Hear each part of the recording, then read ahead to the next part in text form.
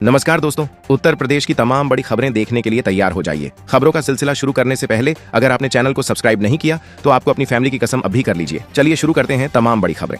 मुख्यमंत्री योगी आदित्यनाथ के निर्देश पर खाद्य एवं रसद विभाग ने गेहूं बिक्री के लिए सत्यापन प्रक्रिया सरल की है। अब 100 क्विंटल से अधिक गेहूं बेचने पर किसानों को सत्यापन से छूट मिलेगी और वे अनुमानित उत्पादन का 3 गुना तक बेच सकेंगे। किसानों को पोर्टल fcs.up.gov.in या ऐप यूपी किशन मित्र पर पंजीकरण नवीनीकरण की सुविधा है। शनिवार तक प्रदेश में 3,77,678 किसानों ने पंजीकरण करा लिया है। उत्तर प्रदेश की अर्थव्यवस्था में तेजी से सुधार के चलते बैंक राज्य की परियोजनाओं में वित्त पोषण के लिए उत्सुक है। आरबीआई की अगस्त 2023 की रिपोर्ट के अनुसार फंड आकर्षित करने में 16.2% हिस्सेदारी के साथ यूपी देश में पहले स्थान पर है। वर्तमान में 27,50,000 करोड़ रुपए की अर्थव्यवस्था के साथ यूपी देश की दूसरी सबसे बड़ी अर्थव्यवस्था है और 2030 तक नंबर 1 बनने का लक्ष्य है।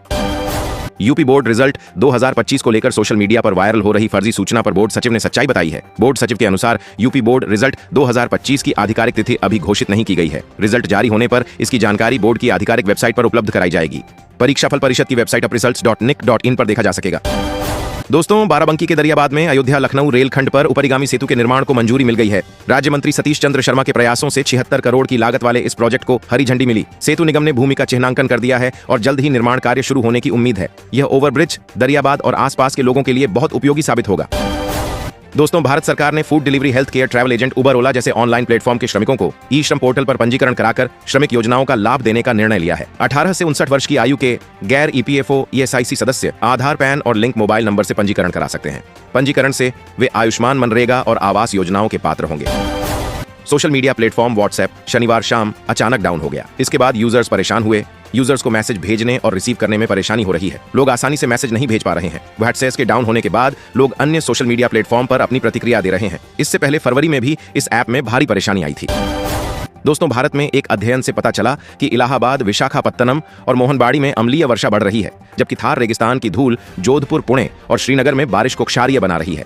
आईएमडी और आईआईटीएम के शोध में 10 शहरों के वर्षा जल के पीएच में गिरावट देखी गई, जो शहरीकरण और औद्योगिकीकरण के प्रभाव को दर्शाता है। हालांकि वैज्ञानिकों का कहना है कि अभी बड़ा खतरा नहीं। भाजपा ने तमिलनाडु में 2026 विधानसभा चुनाव के लिए एआईएडीएमके और छोटे दलों के साथ गठबंधन की रणनीति शुरू की है। डीएमके के वोट में 6% से अधिक की कमी और भाजपा के वोट में 3 गुना वृद्धि से एनडीए को उम्मीद है। अन्नामलाई की जगह नयनार नागेंद्रन को कमान सौंपी गई। 2023 में अलग हुए दोनों दल अब लोकसभा हार के सबक से एकजुट हो रहे हैं।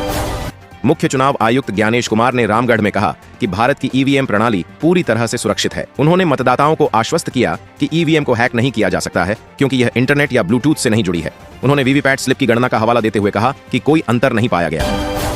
दोस्तों, दिल्ली की इलेक्ट्रिक व्हीकल नीति 2.0 से 20,000 नौकरियां पैदा होने की संभावना है। इस नीति के तहत शहर में चार्जिंग स्टेशन और बैटरी स्वैपिंग स्टेशन स्थापित किए जाएंगे। पर्यावरण मंत्री मनजिंदर सिंह सिरसा ने कहा कि इस नीति का उद्देश्य प्रदूषण कम करने के लिए इलेक्ट्रिक वाहनों को बढ़ावा देना है। सरकार का लक्ष्य 2027 तक 95% नए वाहनों को इलेक्ट्रिक बनाना है।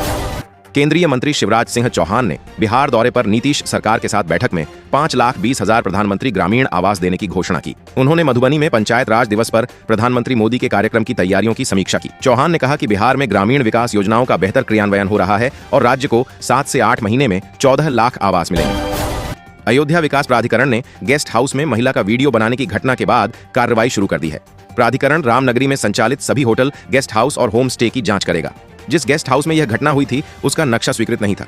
एडीए उपाध्यक्ष ने सभी अतिथि गृहों की जांच के आदेश दिए हैं। आगरा में आम्बेडकर जयंती पर शराब की दुकानें बंद रखने के आदेश जारी किए गए हैं। जिला आबकारी अधिकारी नीरज कुमार द्विवेदी ने बताया कि डीएम अरविंद मल्लप्पा बंगारी के आदेश पर देशी शराब, कंपोजिट शॉप, मॉडल शॉप एवं भांग के थोक एवं फुटकर की दुकानें बंद रखने के लिए आदेश जारी किए गए हैं। कल्याणपुर थाने में एक अनोखा मामला सामने आया, जहां 2 पक्षों के बीच मेमने की चोरी को लेकर विवाद चल रहा था। पुलिस भी इस मामले को सुलझाने में असमर्थ थी। आखिरकार पुलिस ने मेमने की मां को बुलाया और मेमने ने अपनी मां को पहचान लिया। इसके बाद मेमने को उसके असली मालिक को सौंप दिया गया। दोस्तों, Jawaharlal Nehru national urban renewal mission योजना के तहत वर्ष 2007 से शहर में 2 फेस में 859 करोड़ रुपए से पाइपलाइन बिछाने, water treatment plant, 76 pumping station और टंकियों का निर्माण शुरू हुआ था। वर्ष 2015 तक पाइप भी डाल दिए गए थे। इसके बाद टेस्टिंग शुरू हुई तो जमीन में दफन भ्रष्टाचार का खेल फव्वारे के रूप में फूटने लगा। दोस्तों, आगरा में शुक्रवार रात आई आंधी का असर शनिवार को भी देखने को मिला। दिन में उमस बढ़ गई थी, लेकिन रात को मौसम ने करवट बदली और 20 मिनट पर बारिश हुई। मौसम विभाग ने रविवार को बादल छाए रहने और बूंदाबांदी की संभावना जताई है। आंधी से किसानों को भी नुकसान हुआ है। खेतों में रखा भूसा उड़ गया और गेहूं की फसल प्रभावित हुई है।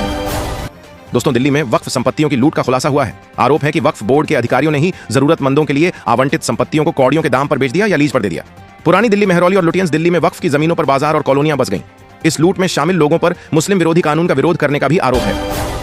दोस्तों, जमशेदपुर में सरकारी जमीन पर अवैध कब्जे को लेकर उपायुक्त ने सख्त रुख अपनाया है। सरकारी जमीन पर कब्जा करने वालों के खिलाफ कड़ी डीडीएची कार्रवाई की जाएगी और लापरवाही बरतने वाले कर्मचारियों पर भी गाज गिरेगी। उपायुक्त ने जमीन के रिकॉर्ड की जांच करने और अतिक्रमण हटाने के लिए विशेष अभियान चलाने के निर्देश दिए हैं ताकि सरकारी जमीन को सुरक्षित रखा जा सके। उत्तर प्रदेश के वाराणसी में लहरतारा से BHU मार्ग पर मंडुवाड़ी और भिखारीपुर तिराहे पर फ्लाईओवर बनने से जाम से मुक्ति मिलेगी। मंडुवाड़िया में 342 मीटर और भिखारीपुर में 701 मीटर 1075 मीटर लंबा फ्लाईओवर बनेगा। प्रधानमंत्री नरेंद्र मोदी द्वारा शिलान्यास के बाद लोक निर्माण विभाग जल्द ही काम शुरू करेगा। इस परियोजना का पुनरीक्षित बजट 476.41 करोड़ रुपए है। धून में पर्यटकों की बढ़ती संख्या के कारण सड़कों पर वाहनों का दबाव बढ़ रहा है, जिससे वायु प्रदूषण में वृद्धि हो रही है। वाहनों से निकलने वाला धुआं धून की आबोहवा में जहर घोल रहा है और एयर क्वालिटी इंडेक्स 100 के आसपास पहुंच गया है, जो स्वास्थ्य के लिए हानिकारक है। आने वाले दिनों में स्थिति और बिगड़ने की आशंका है।